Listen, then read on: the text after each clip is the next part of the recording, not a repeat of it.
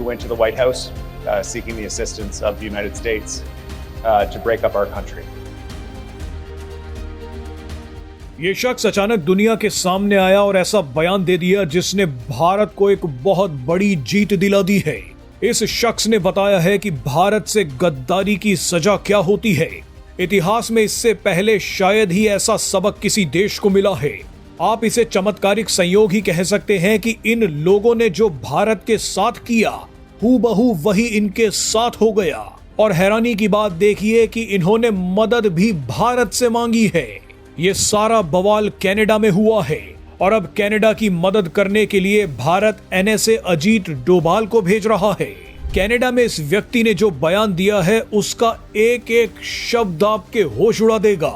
ये व्यक्ति कौन है और इन्होंने क्या कहा है वो पूरा बयान आपको आगे सुनवाएंगे, लेकिन उससे पहले जल्दी से कहानी समझ लीजिए।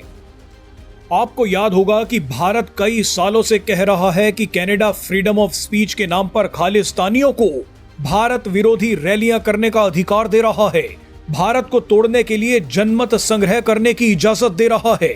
एक समय तो ऐसा आ गया जब जस्टिन ट्रूडो के नेतृत्व में भारत और कनाडा के डिप्लोमेटिक रिश्ते लगभग खत्म हो गए थे, लेकिन आज कनाडा ने अपने ही मुंह से खुलासा करते हुए बताया है कि जो हमने भारत के साथ किया ठीक वही हमारे साथ हो गया। कनाडा ने एक बड़ा खुलासा करते हुए बताया है कि हमारे ही लोग अपने देश को तोड़ने के लिए जनमत संग्रह करना चाहते हैं, और वो भी अमेरिका के कहने पर। कनाडा के इन लोगों ने डोनाल्ड ट्रंप से मदद मांग ली है। यानी जिस कनाडा ने गद्दार खालिस्तानियों के साथ मिलकर भारत के खिलाफ जनमत संग्रह करवाया, अब उसी कनाडा के लोग अमेरिका के साथ मिलकर कनाडा के खिलाफ ही जनमत संग्रह कर रहे हैं। ये होश उड़ा देने वाला खुलासा डेविड एबी ने किया है, जो कनाडा के ब्रिटिश कोलंबिया प्रांत के प्रीमियर हैं। जानकारी के लिए बता दें कि कनाडा में 10 प्रांत हैं। डेविड एबी ने बताया कि अमेरिका ने उनके प्रांत ब्रिटिश कोलंबिया से लगते दूसरे प्रांत एल्बर्टा को कनाडा से तोड़ने की तैयारी कर ली है। कनाडा का कहना है कि एल्बर्टा में रहने वाले लोगों ने अमेरिका के कहने पर हमारे ही खिलाफ जनमत संग्रह का ऐलान कर दिया है। जानकारी के लिए बता दें कि कनाडा का 95% तेल एल्बर्टा में ही है और अब इस तेल के पीछे अमेरिका पड़ गया है। एल्बर्टा में मौजूद तेल भंडारों पर कब्जा करने के लिए अमेरिका ने एल्बर्टा के ही लोगों को व्हाइट हाउस बुला लिया, डोनाल्ड ट्रंप से मुलाकात करवा दी। डोनाल्ड ट्रंप से मिलने के बाद एल्बर्टा के इन लोगों ने कहा है कि हम कनाडा से आजादी चाहते हैं।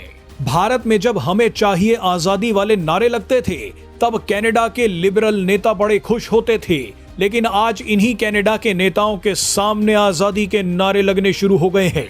मगर हैरानी की बात देखिए कि कनाडा की जो सरकार पहले फ्रीडम ऑफ स्पीच के नाम पर खालिस्तानियों को भारत के खिलाफ जनमत संग्रह की इजाजत देती थी, वही कनाडा की सरकार अब एल्बर्टा के लोगों से कह रही है कि फ्रीडम ऑफ स्पीच का मतलब ये नहीं कि तुम कनाडा से अलग हो जाओ। बहरहाल खबरें हैं कि एल्बर्टा के लोगों को खालिस्तानियों से भी मदद मिल रही है। कनाडा ने इशारा किया है कि हमारे खिलाफ षड्यंत्र में खालिस्तानी शामिल हो सकते हैं, क्योंकि हमें नहीं लगता कि एल्बर्टा के लोग हमारे ही साथ ऐसा कर सकते हैं।